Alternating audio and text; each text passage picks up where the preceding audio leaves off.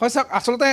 লেখ আবেদনখনত কিদৰে তেওঁ আত্মপক্ষ সমৰ্থন কৰিছে কিদৰে এই সমগ্ৰ ঘটনাটোৰ লগত তেওঁ যে জড়িত নহয় সেই কথাখিনি প্ৰতিস্থাপিত কৰিব বিচাৰিছে সেয়া এই আবেদনখন পঢ়িলে গম পোৱা যায় আৰু সেইটো তেওঁ কৰিব সেয়া তেওঁ আত্মপক্ষ সমৰ্থনৰ কাৰণে যুক্তি দিব কিন্তু তেওঁ কি উল্লেখ কৰিছিলে মই অকণমান আমাৰ দৰ্শকৰ কাৰণে জনাব বিচাৰিছোঁ তেওঁ সমগ্ৰ যিটো প্ৰক্ৰিয়া সেই প্ৰক্ৰিয়াটোত কৈছিলে যে তেওঁ 13 তাৰিখে গৈ তেওঁ উপস্থিত হৈছিলে 13 ছেপ্টেম্বৰত তাৰ সমান্তৰালকৈ জুবিন গাৰ্গ গৈ উপস্থিত হৈছিলে 17 ছেপ্টেম্বৰত উপস্থিত হৈছিলে আৰু তাৰপিছত তেওঁ এই কথাখিনি স্পষ্টকৈ উল্লেখ কৰিছে যে কোনো কাৰণতে কেৱল নৰ্থ ইষ্ট ফেষ্টিভেলৰ উদ্দেশ্যলৈ জুবিন গাৰ্গ তালৈ যোৱা নাই তেওঁ তাত হলিডে চাইট ছিইং লেজাৰ এই এনেধৰণৰ তেওঁ অৱসৰ যিটো বিনোদন অকণমান জিৰণি লোৱাৰ উদ্দেশ্য অকণমান অৱসৰৰ বিনোদনৰ উদ্দেশ্য এনে উদ্দেশ্যত জুবিন গাৰ্গ তালৈ গৈছে সেই কথাখিনি তেওঁ প্ৰতীয়মান কৰাৰ কাৰণে চেষ্টা কৰিছে তাৰ সমান্তৰালকৈ যিটো মূল দিন যিটো দিনত আচলতে আমি আমাৰ প্ৰিয় শিল্পীগৰাকীক হেৰুৱাইছোঁ ৰাজ্যবাসীয়ে যিদিনাখন আটাইতকৈ সেই গভীৰ বেদনাৰ খবৰটো পাইছিল সেই দিনটোত কি সংঘটিত হৈছিল তেওঁ নিজকে আত্মপক্ষক কিদৰে সমৰ্থন কৰিব বিচাৰি আছে সেই কথাখিনি উল্লেখ কৰিছিলে তেওঁ কৈছে যে 19 তাৰিখে ৰাতিপুৱা 8:30 কি হৈছিলে 8:30 এই আবেদনকাৰী অৰ্থাৎ শ্যামকানু মহন্তই হোটেল চাংগ্ৰিলাত উপস্থিত হৈছিলে আৰু তেওঁ যিখন হোটেলত আচলতে এই গোটেই কাৰ্যসূচী অনুষ্ঠিত হোৱাৰ কথা আছিলে যে তেওঁ প্ৰিপাৰেশ্যনটো কেনেকৈ চলিছে বা প্ৰিপাৰেশ্যনটো কেনেকৈ আগবঢ়াই নিব সেই সম্পৰ্কে তেওঁ গোটেই কথাখিনি খৰচি মাৰি চাবৰ কাৰণে 8:30 হোটেল চাংগ্ৰিলাত তেওঁ উপস্থিত হৈছিলে সেই কথাখিনি জনাইছে তাৰপিছত তেওঁ পুনৰ উল্লেখ কৰিছে 10 বজাত তেওঁ কি কৰি আছিলে 10 বজাত তেওঁ উল্লেখ কৰিছে যে পিটিশ্যনাৰগৰাকীয়ে তেওঁ তাত উপস্থিত হোৱাৰ পিছত সমগ্ৰ যিহেতু দায়িত্ব তেওঁৰ তাত আছিলে হয় সেই দায়িত্বখিনি তেওঁ পালন কৰি আছিলে তেওঁ মেঘালয়ৰ মুখ্যমন্ত্ৰী কনৰাড চাংমা ঠিক সেইদৰে আমি আৰু উল্লেখ কৰিব বিচাৰিছোঁ তাত উপস্থিত থকা বা তাত উপস্থিত হ'বলগীয়া আন যিসকল বিশিষ্ট ব্যক্তি আছিলে মিজোৰামৰ কৃষিমন্ত্ৰী PV ভানলাল ৰাউতা ঠিক সেইদৰে অন্যান্য যিবিলাক গণ্যমান্য ব্যক্তি উপস্থিত থকা কথা আছিলে তেওঁলোকৰ প্ৰট'কল অনুসৰি তেওঁলোকক চোৱা চিতা কৰা তেওঁলোকক তাতে ৰিচিভ কৰা এই কথাখিনি কেনেদৰে আগবঢ়াই নিব সেই কথাখিনি তেওঁ চোৱা চিতা কৰি আছিলে তাত ত্ৰিপুৰাৰ ৰয়েল ফেমিলি প্ৰদ্যুৎ দেৱবৰ্মা উপস্থিত হোৱাৰ কথা আছিলে ঠিক সেইদৰে ত্ৰিপুৰা জনজাতি এলেকাৰ স্বায়ত্তশাসিত জিলা পৰিষদৰ অধ্যক্ষ ছিংগাপুৰ অধ্যক্ষগৰাকীও ছিংগাপুৰত উপস্থিত থকাৰ কথা আছিলে গতিকে এইসকলক তেওঁ ৰিচিভ কৰাৰ কাৰণে ব্যস্ত হৈ থকা বুলি তেওঁ উল্লেখ কৰি তেওঁ আৰু এটা কথা কৈছে তাৰপিছতেই এখন বৈঠকত তেওঁ মিলিত হৈছে বৈঠকত তেওঁ সবিশেষ আলোচনা কৰিছে কিদৰে এই দুদিনৰ প্ৰস্তুতি কেনেকৈ আগবঢ়াই নিব সেই বৈঠকখনত তেওঁ ব্যস্ত আছে সেই মিটিংখনৰ পিছতে লাঞ্চ কৰিছে সেই কথাখিনি তেওঁ উল্লেখ কৰিছে তাৰপিছত পুনৰ তেওঁ ব্যস্ত হৈ পৰিছে হোটেল চাংগ্ৰিলাতে তেওঁলোকে ব্যৱসায়িক যিবিলাক সেই ডিছকাশ্যন আৰু নৰ্থ ইষ্ট ফেষ্টিভেলক লৈ যিবিলাক আলোচনা কৰিবলগীয়া আছিল সেই আলোচনাত তেওঁ ব্যস্ত হৈ পৰা বুলি তেওঁ উল্লেখ কৰিছে প্ৰকাৰণতে তেওঁ এটা কথা উল্লেখ কৰিছে যে জুবিন গাৰ্গৰ কথা তেওঁ কৈছে যে সেই সম্পৰ্কে তেওঁ একোৱে নাজানে 19 তাৰিখৰ কথা তেওঁ আকৌ 18 তাৰিখে তেওঁ এটা কথা উল্লেখ কৰিছে 18 তাৰিখে জুবিন গাৰ্গ ইতিমধ্যে যিবিলাক আমি ছ'চিয়েল মিডিয়া ক্লিপছ দেখিছোঁ আমি দেখিছোঁ যে তেওঁ বিখ্যাত সেই টিয়াৰ্ছ ইন হেভেন গানটো গাই আছিলে জুবিন গাৰ্গে সিদিনা এগৰাকী শিল্পীৰ সৈতে সেই অনুষ্ঠানটো জুবিন গাৰ্গে তেওঁৰ অজ্ঞাতে তেওঁৰ কিছু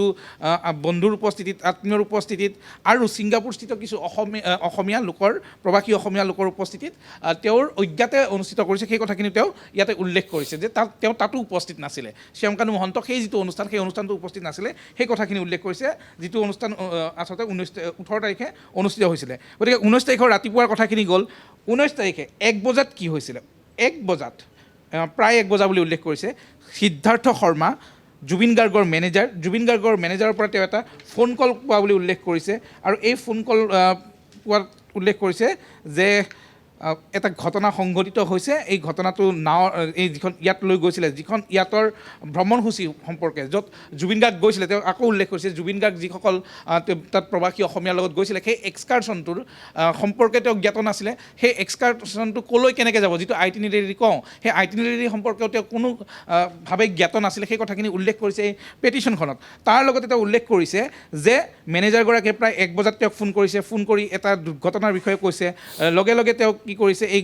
দুৰ্ঘটনাটোৰ বিষয়ে জনাৰ লগে লগে তেওঁ সুধিব বিচাৰিছে লোকেশ্যনটো ক'ত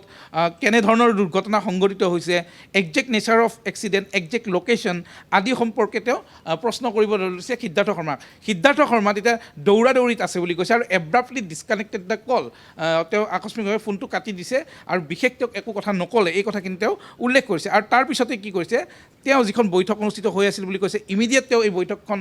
পৰিত্যাগ কৰা বুলি কৈছে আৰু সেই সময়ত মতে ভাৰতীয়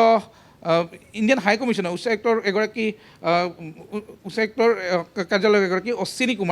কুমাৰৰ সৈতে তেওঁ টাচত থকা বুলি কৈছে আৰু তেওঁ লগে লগে গোটেই ঘটনাখিনি অশ্বিনী কুমাৰক জনোৱা বুলি কৈছে আৰু মেনেজাৰৰ পৰা যে এটা ফোন আহিছে জুবিন গাৰ্গ সম্পৰ্কীয় খুব দুৰ্ঘটনাটোক লৈ যে এটা ফোন আহিছে সেই সম্পৰ্কে অশ্বিনী কুমাৰক অৱগত কৰা বুলি কৈছে আৰু তাৰপিছতেই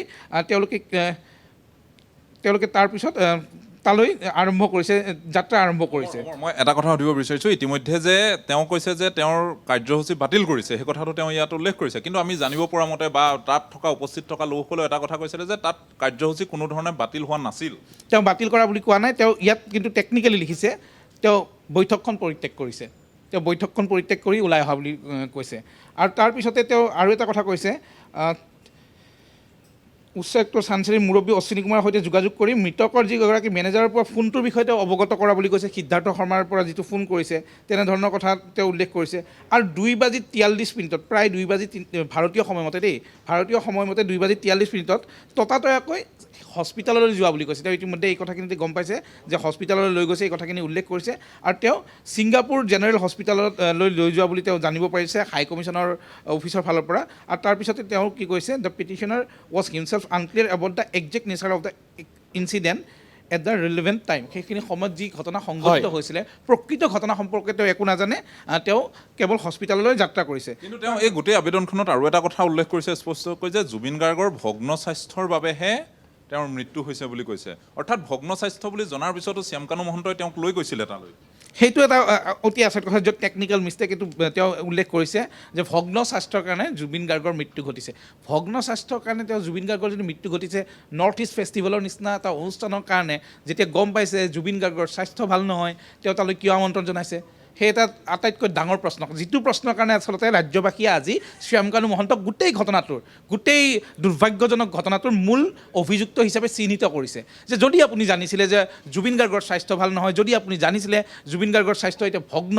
তেনে সময়ত আপুনি জুবিন গাৰ্গক কিয় ছিংগাপুৰলৈ লৈ গৈছিলে আৰু ছিংগাপুৰত তেওঁ উপস্থিত হোৱাৰ পিছতো আপুনি উল্লেখ কৰিছে যে জুবিন গাৰ্গৰ আগদিনা যিটো কাৰ্যসূচী সম্পৰ্কে তেওঁ অৱগত নহয় আগদিনাখন তেওঁ বন্ধুবৰ্গৰ লগত সময় কটাইছে পিছদিনাখন 19 তাৰিখত ঘটনা যেতিয়া ঘটিছে সেই দিনটোৰ এই যিটো এক্সকাৰ্ছন সেই এক্সকাৰ্ছন সম্পৰ্কে তেওঁ অৱগত নহয় সেই এক্সকাৰ্ছনটোৰ আইটিনাৰী সম্পৰ্কে তেওঁ অৱগত নহয় ভ্ৰমণসূচী ক'ৰ পৰা ক'লৈ যাব ক'ত কেনেকৈ যাব সেই সম্পৰ্কে তেওঁ বিষয়ত একো নাজানে তেওঁ দুৰ্ঘটনাটোৰ বিষয়ে একো নাজানে দুৰ্ঘটনাৰ বিষয়ে ডেফিনেটলি একো নাজানে যদি আপুনি খবৰেই লোৱা নাই